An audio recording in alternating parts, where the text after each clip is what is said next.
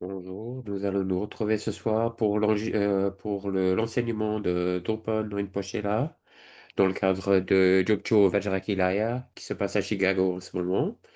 Je vous souhaite une bonne écoute.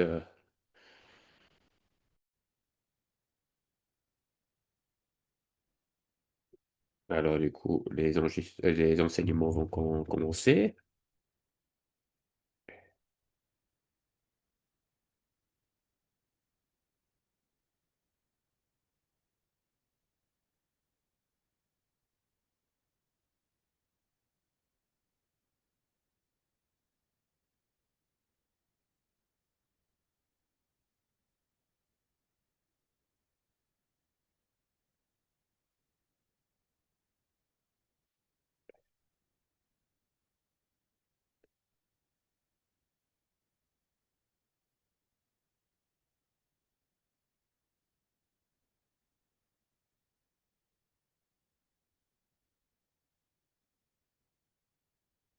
Donc Vachakumara est un autre nom pour Vajrakilaya. Donc c'est le jeune version du Vajra. Donc invincible, indestructible. Et la jeunesse représente l'aspect et son déclin.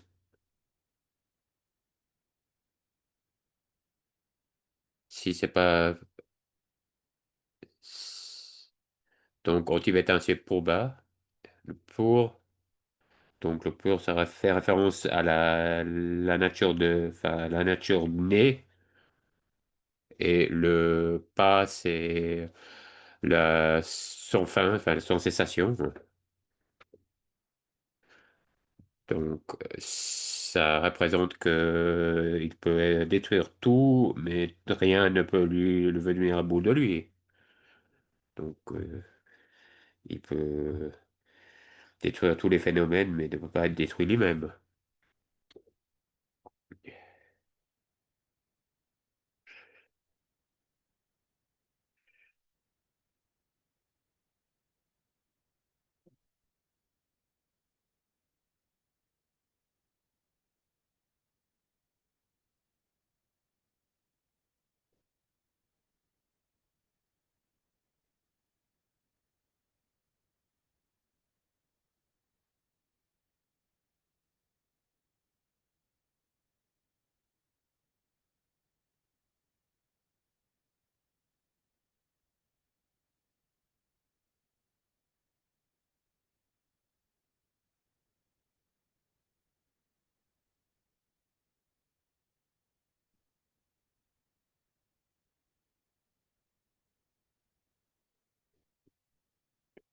Donc,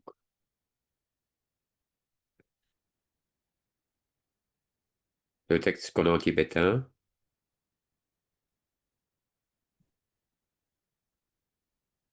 c'est une instruction abréviée sur les quatre points à retenir sur la pratique du pourba. Donc, on dit le son du buveur de son. Donc, c'est dans le titre.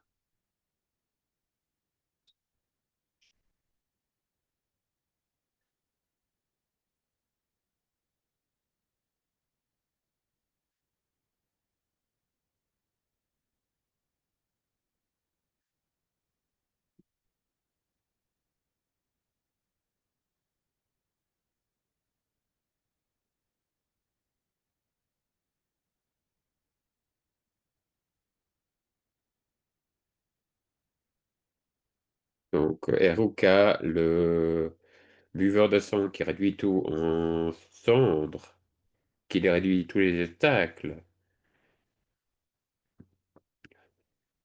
qui sèche l'océan des afflictions, de l'océan des samsaras.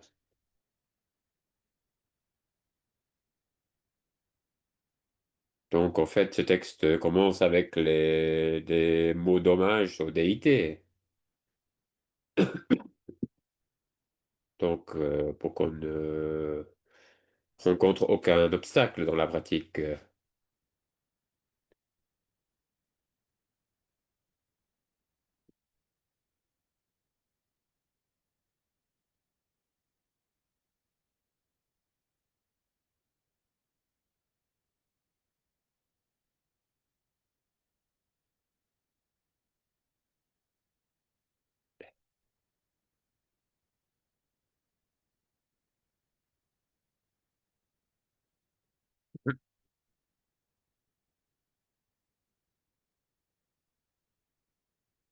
Donc pour ceux qui ont une connexion karmique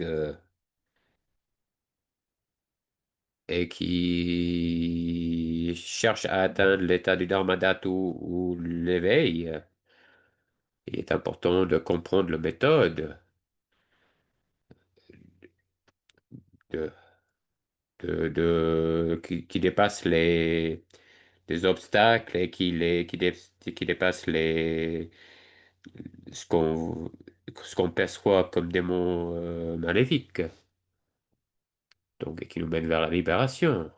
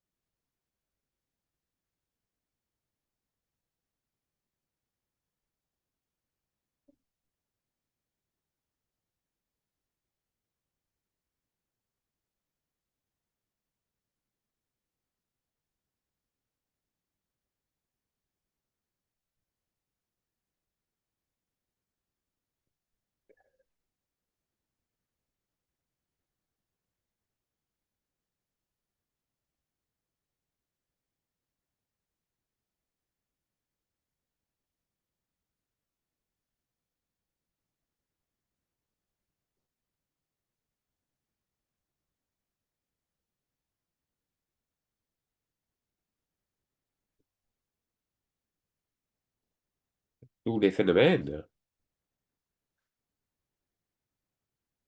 sont primordialement purs,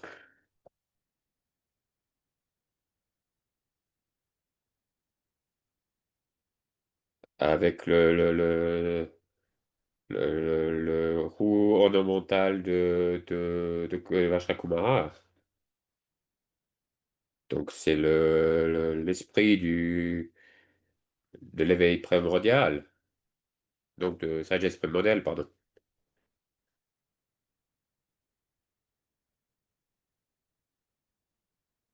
Et donc on enfonce le pourba, le kilaya, dans, dans les phénomènes avec ce pourba. Donc on attaque les phénomènes avec ce pourba de vérité intrinsèque.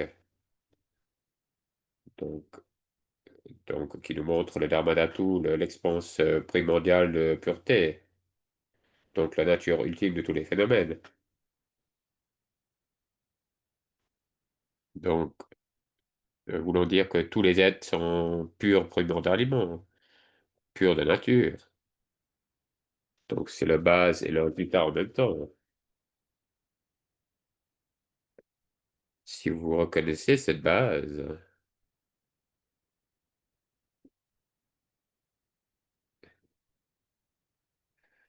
donc en fait, il y a pas d'autre résultat que de reconnaître la base.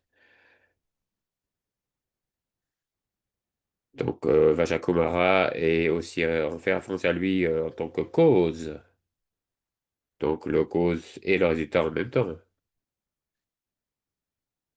Donc, le terre qui est la nature de tous les phénomènes. Donc, en voyant cela, le résultat ultime est déjà atteint.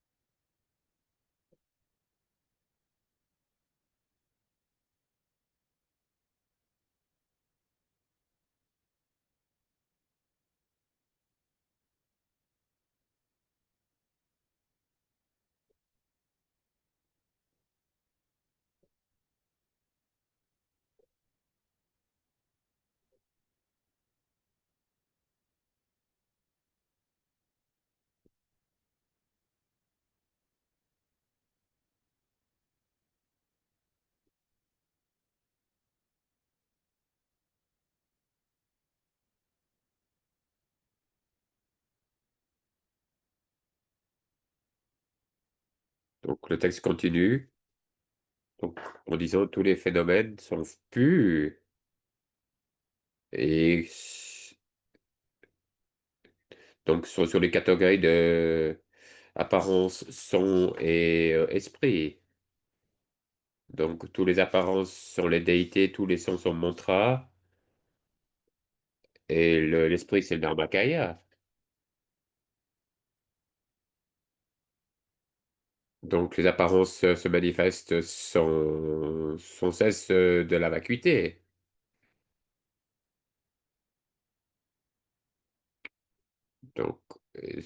Donc, il y a une énergie incessante de choses qui surviennent de la vacuité.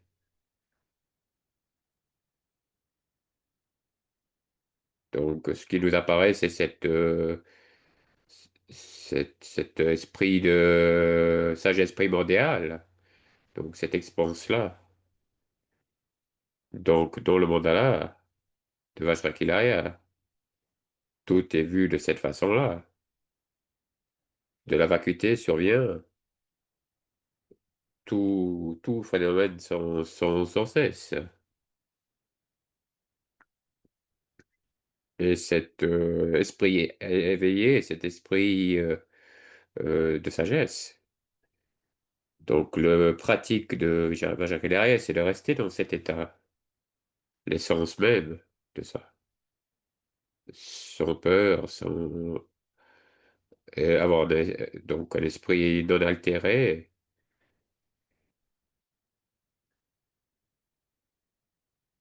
donc être dans cette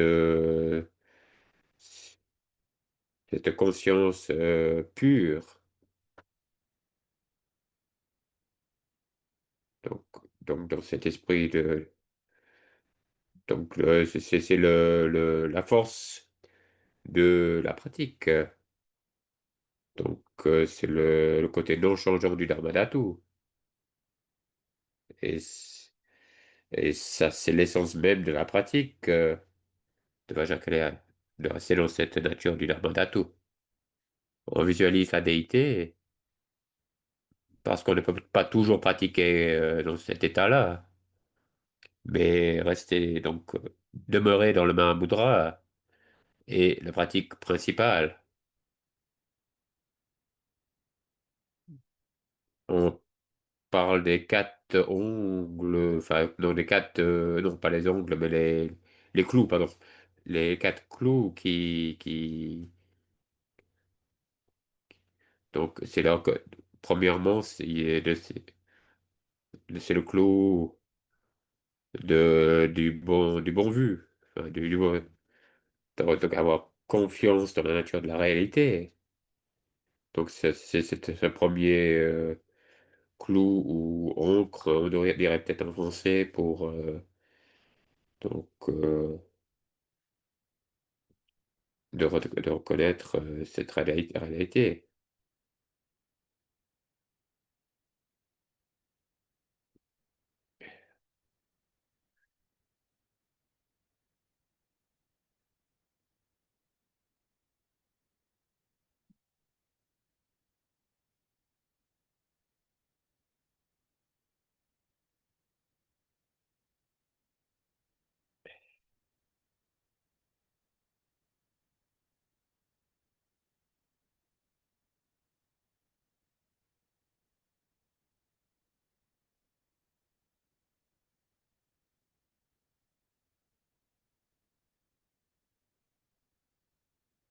Donc ces quatre clous ou encre, hein.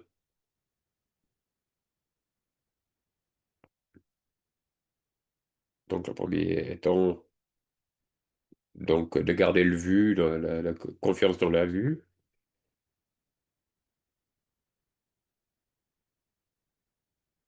Le deuxième,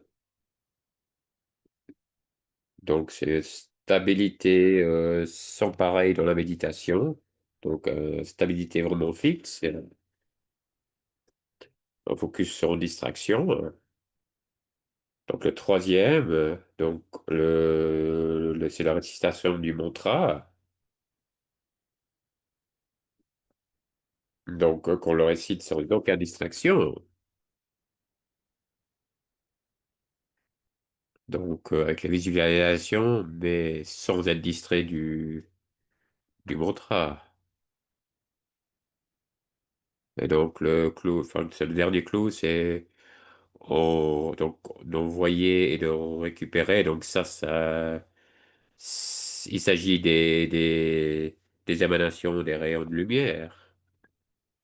Donc, on envoie les rayons de lumière blanche. Donc, c'est des activités pacifiques. Donc, si on envoie des rayons rouges, c'est des effets magnétisants, on va dire. Donc, si on parle de lumière vert, ce serait les activités courroucées. Donc, c'est pour accomplir ces activités. Donc, voilà les clous qui gardent la force de vie du pratique.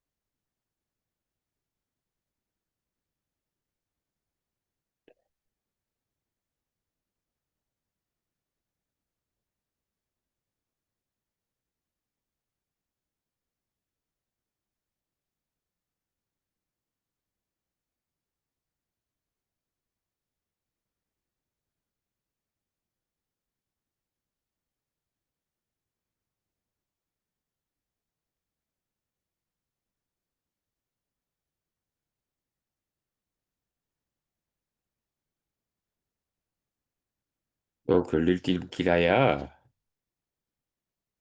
donc c'est le Kilaya du sagesse primordiale. Donc, le Dharmakaya, comme vous voulez l'appeler. Ça, c'est de quoi on parle quand on dit de soutenir le façon de penser.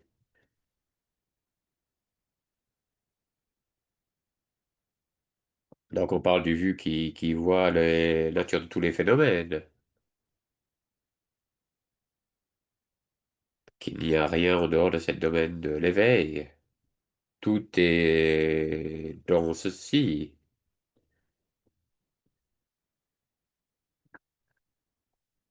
Si on ne le réalise pas, on est retenu par nos consciences sensorielles.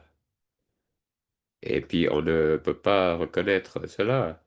Donc, notre fixation et nos afflictions restent.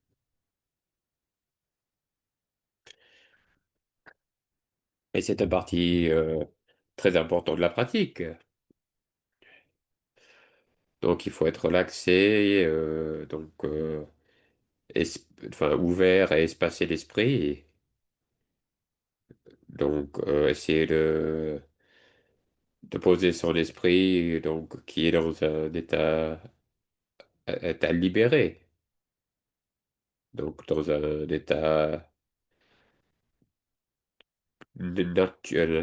état naturel, non altéré. Donc, la conscience non confus. Et puis le mandala de Vajrakesh est contenu donc uniquement dans cette conscience-là. Il est très important que le praticien, le pratiquant le sache. Il doit le garder dans l'esprit, dans son cœur, comme un trésor.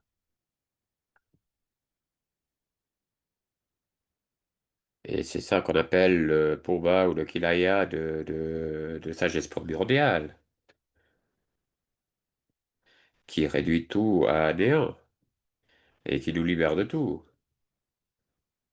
Donc c'est la façon essentielle de pratiquer Vajrayana.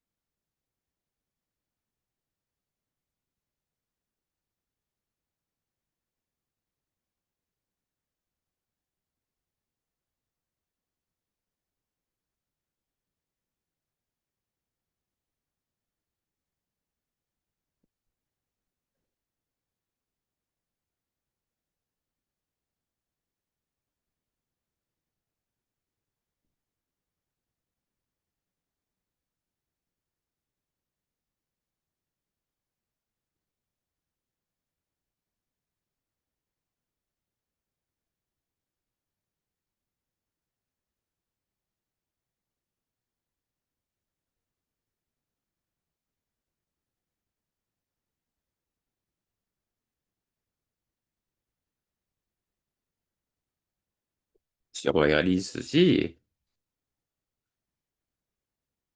donc on s'éveille dans le Dharmakaya. Et les êtres sensibles ne le reconnaissent pas pour la plupart. Et ils errent dans la confusion, donc dans la souffrance. Et ça nous mène au deuxième qu'il a, donc le qu'il a du compassion. Et donc cette qu'il a là, où le pourba, le a de compassion sont pareils, euh, éveille tout le monde, tous les êtres. Donc c'est de la compassion non objectif. Donc du parole, corps et esprit de Vajrakumara. Donc tous les êtres y reçoivent le corps, la parole, l'esprit de Vajrakumara.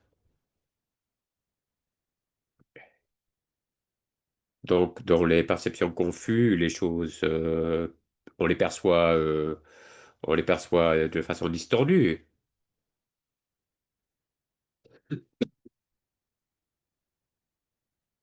Donc on pense que les choses qui n'existent pas existent et vice-versa.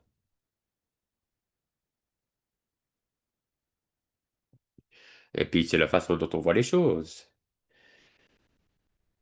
Donc avec Bodhicitta, on développe la volonté de libérer tous les êtres.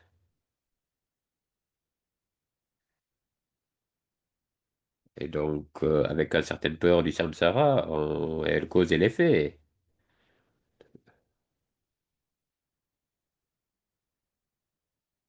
Donc tous leurs pensées et actes deviennent altruistes, tels les bodhisattvas. Sans les afflictions Donc, le cause, c'est des affections et le résultat étant des souffrances dans le samsara. Et ils sont libérés de tout cela et placés dans un état de modéité.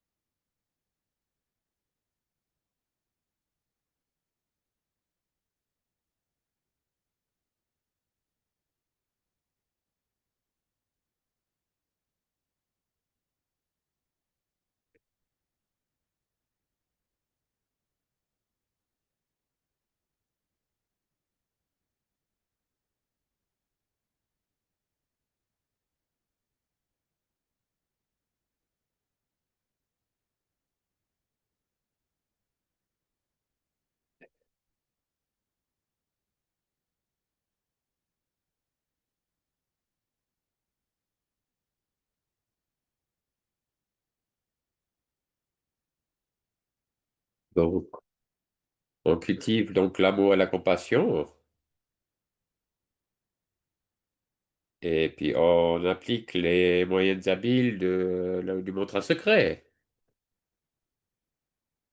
Et à travers ces moyens habiles et ces méthodes, qui sont appliquées à tous les êtres de façon égale, donc les chaînes des deux obscurations sont brisées. Donc ces deux obscurations sont les émotions affectives et les afflictions cognitives. Et donc le samsara est déraciné tel quand on le casse à deux. Donc l'attachement samsarique est détruit et tous les êtres réalisent la nature primordiale d'éveil. Donc, les êtres sont obscurcis par des afflictions adventices, telles des nuages. Et donc, la conscience de vacuité provoque l'éveil.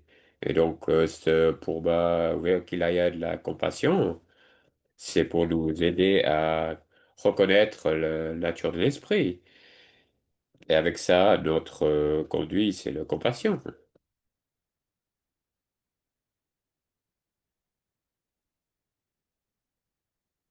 Et donc, ça résume le deuxième pourba Kilaya.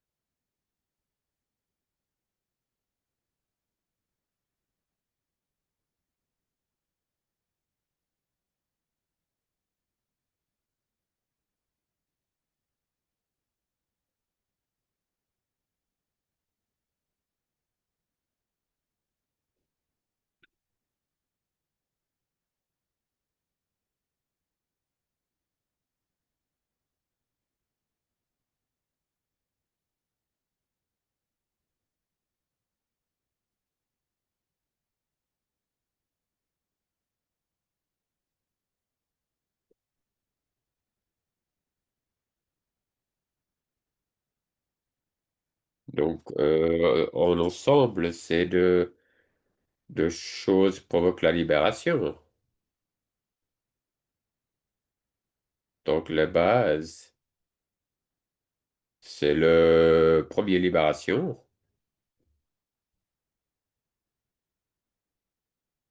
Et en pratique, les canaux, les vents et les gouttes, en pratiquant cela,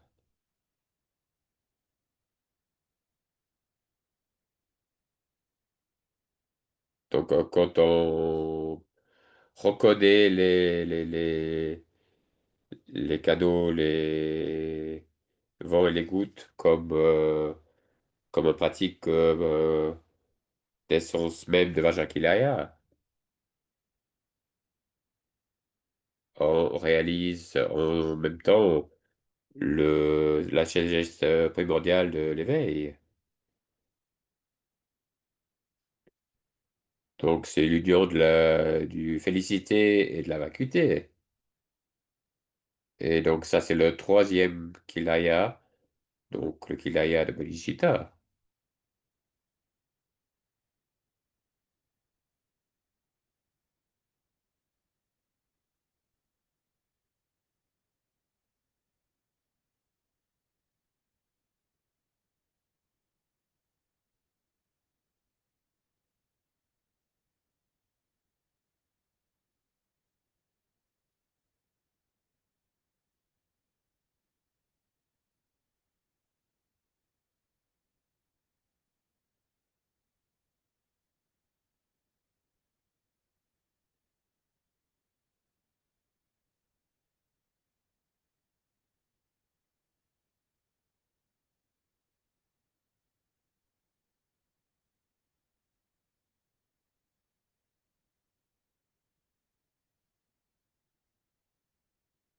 Donc, le quatrième Purba ou Kilaya,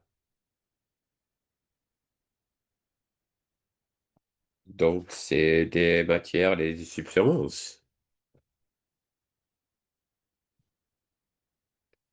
Et ça fait référence au Purba même qu'on utilise dans la pratique. Donc, ça peut être en fer, ça peut être en... Ou même on parle aussi des autres substances précieuses. Donc, donc on parle du Kila ou du Purba substantiel.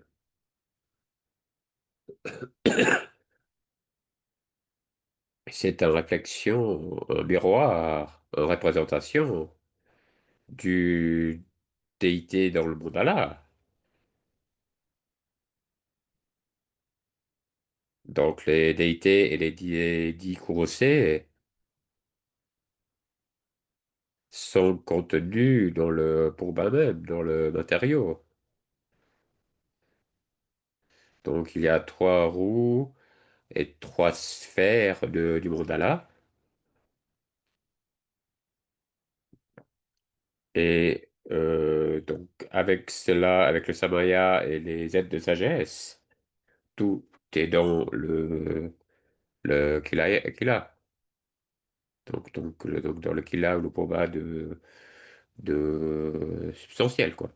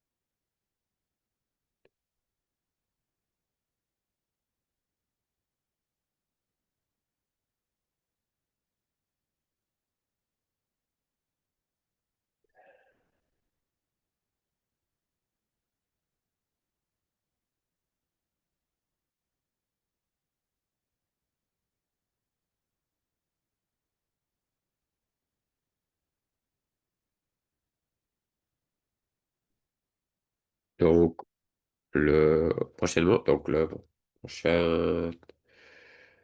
donc, on, on s'occupe des quatre activités. Donc, pour le bénéfice des autres,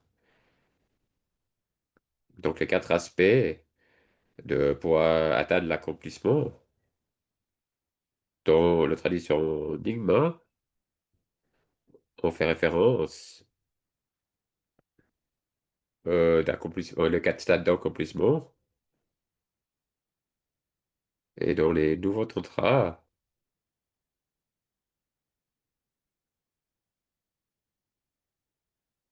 et on les appelle les quatre tantras.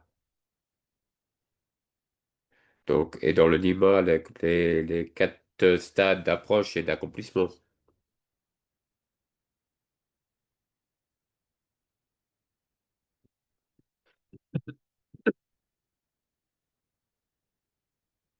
Donc, dans le tantra de Goya Samaja, on enseigne ces quatre approches. Donc l'approche de proche, l'accomplissement et la grande accomplissement.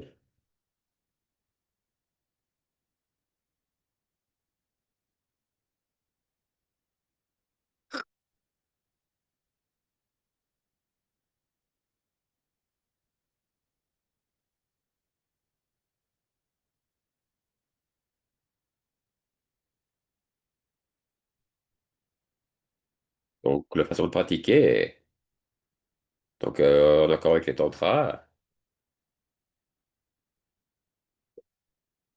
on visualise comment les quatre stades de tantra correspondent à ces approches. Et donc la vacuité, le déité survient de la vacuité, donc le palais célestial,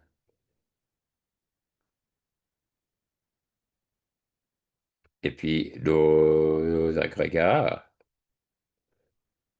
sont consacrés, et notre corps fait partie du palais célestial. Et donc, on apparaît même comme le palais nous-mêmes. Donc, ça, c'est l'approche. Donc, c'est la génération de la déité. Et ensuite, on arrive à l'approche proche, où on invite les êtres à venir.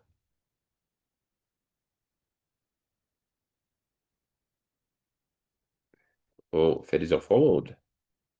On offre l'initiation, les louanges, les mantras. Ça, c'est un accomplissement. Et donc,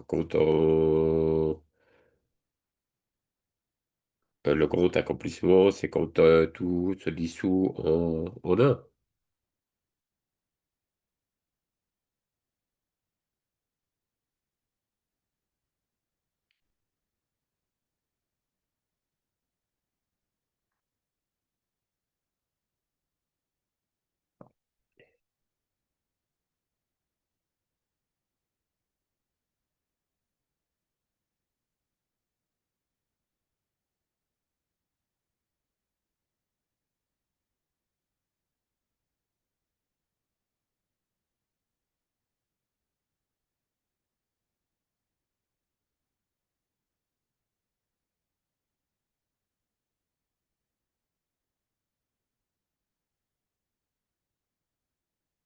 Donc, dans la pratique Enigma, l'état de génération, donc on parle des trois samadhis. Donc, le samadhi, premièrement, de l'anxiété. Donc, le samadhi de l'anxiété est pratiqué par tous les traditions tantriques. Donc en soi, c'est la vacuité.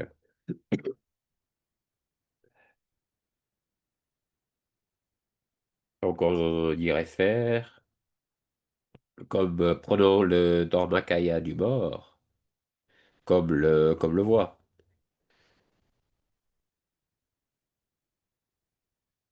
Le deuxième, c'est le samadhi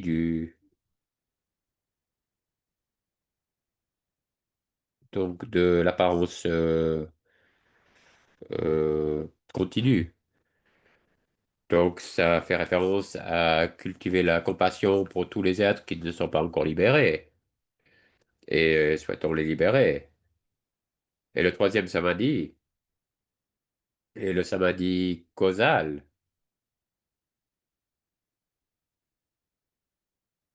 Donc c'est il consiste visualiser les syllabes depuis où survient la déité.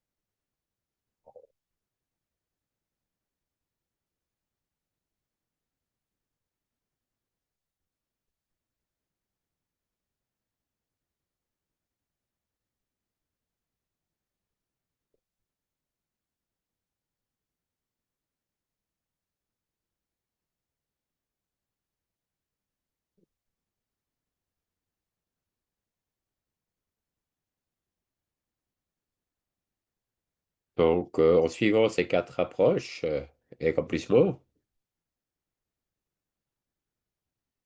donc au niveau des quatre activités de pacifier pour le bien-être de tous les êtres. Donc, l'activité de subjugation courroucée, donc le Pooba est planté dans tous les ennemis. Donc, dans tous les ennemis où tout est en plénitude. Donc, peut-être, on parle des vues fausses, surtout. Et on coupe la continuité de leur négativité. Et ça les amène eux aussi à l'éveil.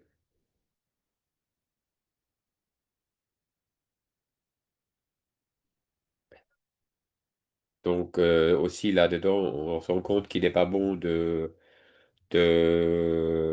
appliquer des activités courroucées envers n'importe qui. Il faut pour qu'on soit un objet de subjugation courroucée, on, on doit le mériter en quelque sorte. C'est pas comme si on tuait quelqu'un. On doit toujours aussi pouvoir les ramener, les libérer par la suite.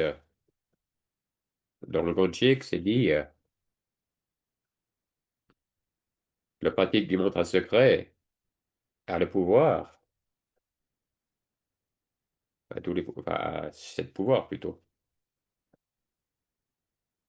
Et ces actes de destruction doivent doivent juste être faits pour montrer le pouvoir du mantra secret, pas juste pour tuer quelqu'un.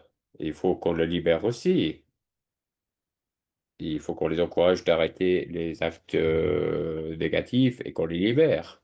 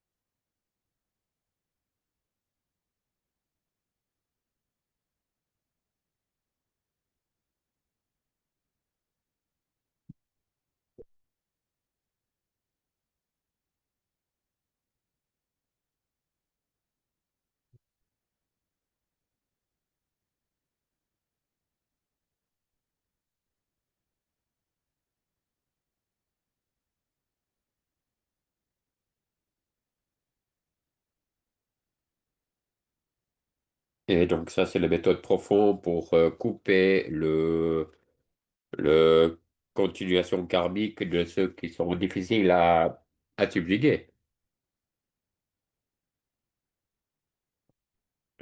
Donc,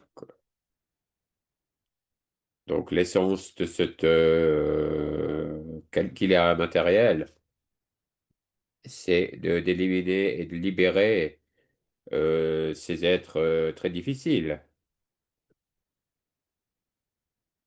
sans aucun pensée de colère ou d'attachement. S'il y a un trace de ça pendant qu'on engage de ces activités, sur ces activités, donc celui qui fait ces actions vont aussi tomber dans les enfers. Donc,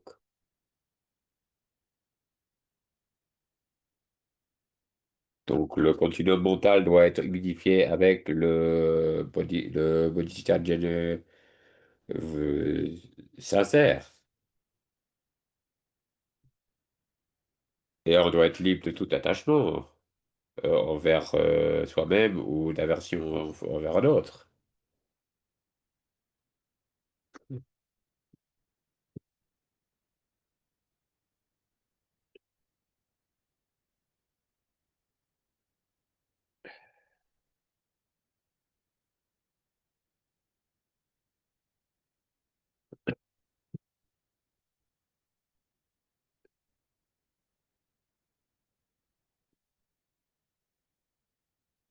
Donc, comprendre ces quatre libérations ou ces quatre qu'il-a,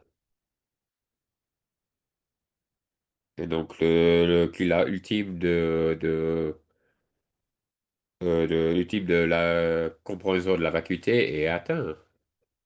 Et donc, tout ce qu'il a mène à cela, et il faut pratiquer cela de façon diligente et correcte.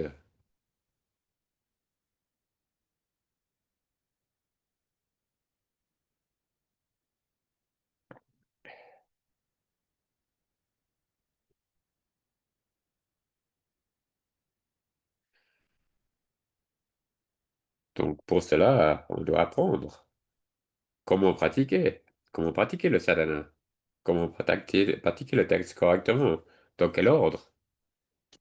Et on doit comprendre comment s'engager dans cette pratique.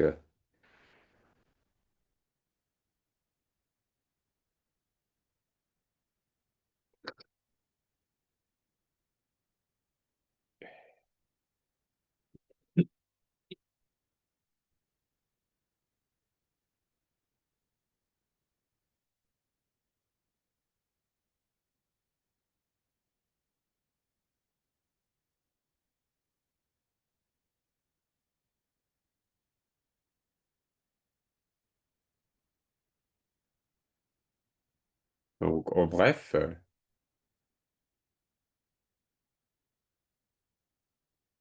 on doit pratiquer les trois excellences. On doit cultiver d'abord la compassion, qui est la préparation à tout. Donc, c'est basé sur le bodhicitta. Et le parti principal du pratique, c'est percevoir tout comme un vaste pureté. Donc, un champ, un grand champ de pureté, où tout ce que vous voyez, c'est le déité, tout ce que vous entendez, c'est le mantra, tout ce que vous vivez, c'est le Dharmakaya. Donc, ça, c'est l'état de génération et de complétion, enfin, de complétitude. Et donc, la conclusion, vous devez dédier avec des prières d'aspiration parfaites. Donc, cela, c'est les trois excellences.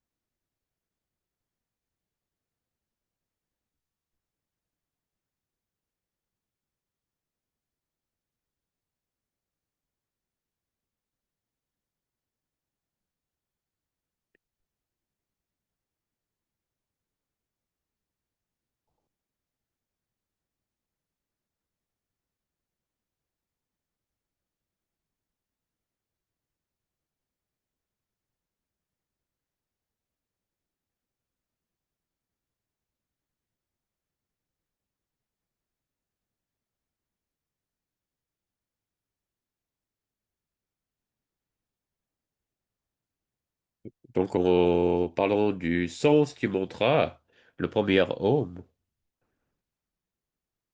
euh, représente les cinq Eroka Kurose, ou les cinq sagesses, ou encore le Dharmakaya. Donc, Benza, c'est le Vajra. Donc, c'est la sagesse et la vacuité inséparable, ou le Sambhogakaya. Le premier qui lit, donc c'est les 10 mâles courroucés. Donc, le premier lit, c'est les 10 femelles courroucées. Donc ensemble, ils sont en union inséparable.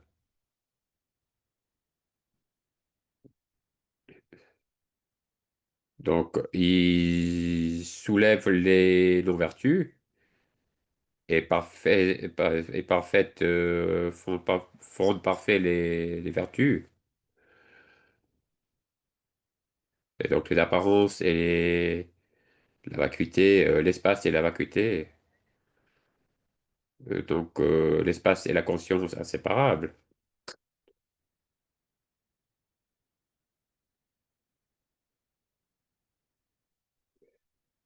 Donc Kili, c'est le Nirmanakaya aussi.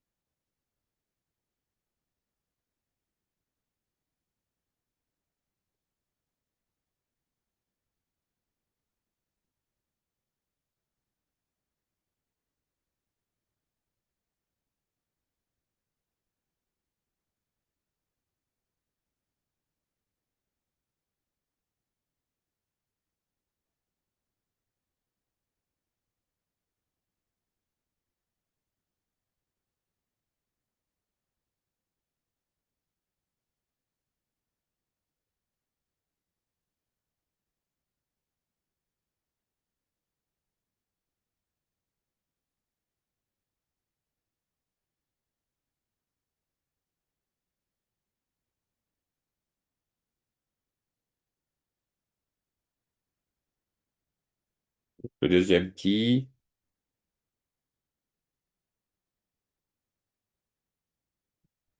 fait référence à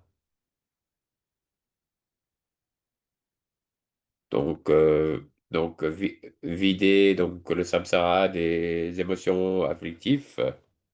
Donc c'est l'activité qui déracine le samsara en quelque sorte. Et le deuxième lit,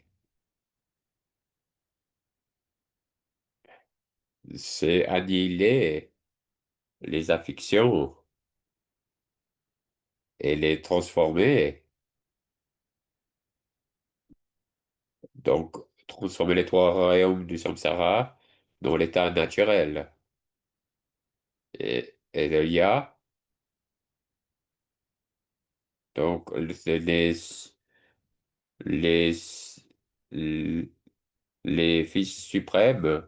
Donc parfois on en parle de 21. Donc, ça fait référence aussi aux quatre portiers femelles.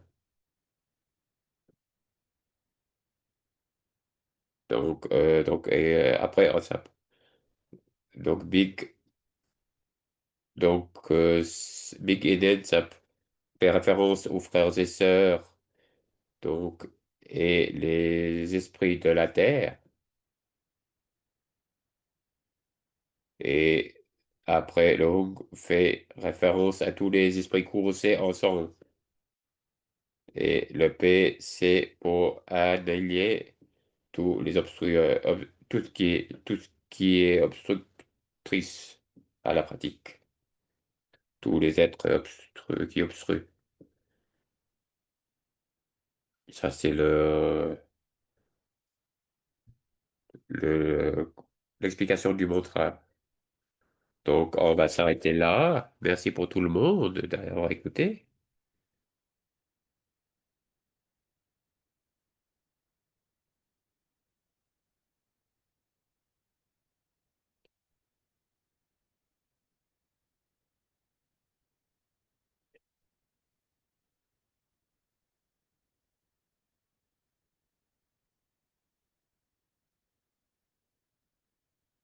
Donc là, il remercie Lama Baou d'être venu et il remercie tout le monde d'être venu aussi.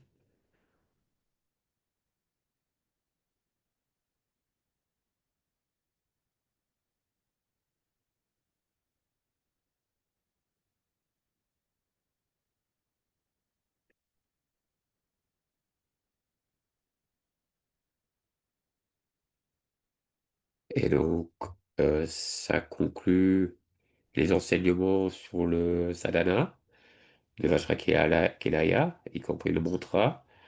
Je vous souhaite une bonne soirée.